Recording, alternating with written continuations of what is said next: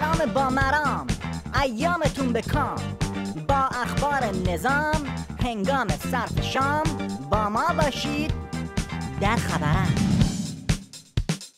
سفار هرندی بزبز قندی، سیب زمینی گندوی پشندی، در یک تشبیه چرندی گفت شورای نگهبان برای ما مثل دروازه‌بان، تو این اوضاع شیر تو شیره، شوته یه ضرب فتنه‌گرا رو باید بگیره.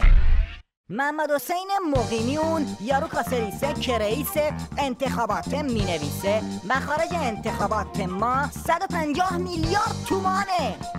آخه جونه بر این پول ملت، هر خره نمیخوای بکنون تو بکن، شالا به زودی خراب شه این طویل رو سرت.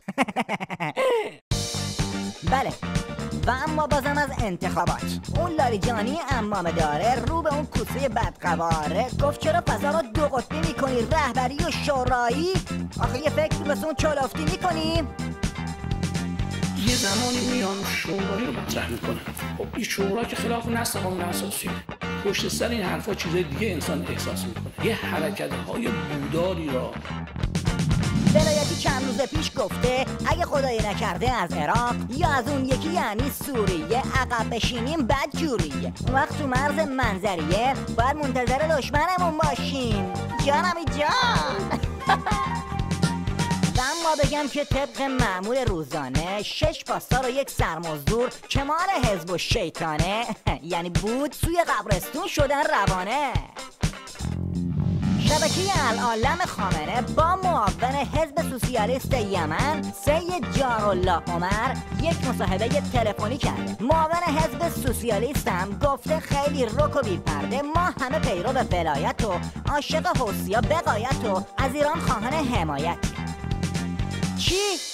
جارالله عمر 14 سال پیش ترور شده؟ پس این العالم کی رو پشت گوشی آورده؟ مصاحبه ترتیب داده با مرده؟ گوبلز توی قبر شده افسرده؟ و اما آخرین خبر طبق نظرسنجی CNN اشوه های ظریف جلو غربیا در شمار بهترین اشوه های دنیا قرار گرفت. لبخند ظریف از بهترین لبخندهای جهان لقب گرفت. شبکه CNN آمریکا پس از برگزاری نظرسنجی درباره بهترین لبخندهای سال 2015 لبخند وزیر خارجه ایران را از بهترین‌های سال اعلام کرد. بله باز رسیدیم به پایان این گپ. درود بر شما از طرف خبرم.